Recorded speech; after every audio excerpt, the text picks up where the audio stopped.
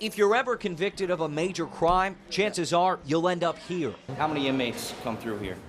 Approximately 40 to 45 a day. John Cummins is the warden of Kilby Correctional Facility, a fortress packed with a constant flow of prisoners. Officers processing thousands of fresh faces each year as they enter the population. Once the inmates are cleared medically and through classification, they'll come here and await transfer to whatever facility that they've been assigned to. But correctional officers have a crisis on their hands. Statewide, prisons are designed for 13,000 inmates, but they house more than 25,000. Kilby holds more than 1,400 prisoners in a facility built to hold fewer than 500. I think to put it in perspective, think about if you tripled your household, the problems that you would have, and you don't have dysfunctional people, criminals. You're not guaranteed to come back home when you go to prison. Rodney Hurst knows firsthand how dysfunctional criminals can get. In the system 13 years, he's seen it all. I've seen be on a yard, there'd be 400 or 500 people, everybody playing basketball and frisbee and stuff, and then all of a sudden everybody's bloody with blood all over them because everybody got stabbed up. Rodney's one of 100 inmates stuck in maximum or close security. The people here are here for a reason. An incident of violence, assault on an officer, assault on an inmate, assault with a weapon.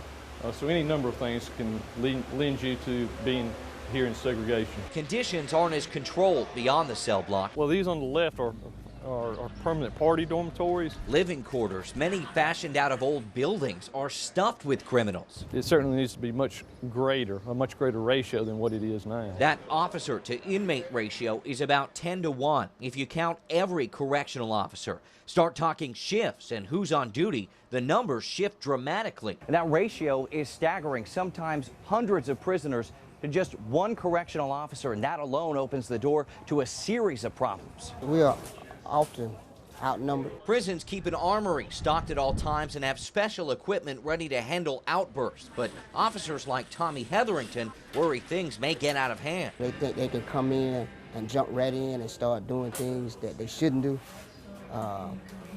You have a big job in trying to correct them. So what's keeping the prison system from expanding? Simply put, money. It's a bigger problem than this department can solve by itself. Back in Montgomery, Commissioner Richard Allen works to secure funding in any way possible. We spend about 2.8% of our state money on prisons. The national average is like 6.8%. So if the state doubled what they were spending on corrections in Alabama, we still would not meet the national average. But statewide cuts stifle the DOC, not to mention the new streamlined general fund passed by the state legislature. Right now we're projecting a $20 million shortfall based on what the Senate did by actually cutting the budget that the House submitted to it. That money, Allen says, is mission critical. The money is to go just for basic operating expenses, paying salaries, keeping the lights turned on, feeding the inmates, providing health care, all the things that we have to do. That's where the money goes. While funding drops, wardens deal with a financial sentence they can't escape. Our budget is a disaster. We don't have a lot of money, so we make do with what we have.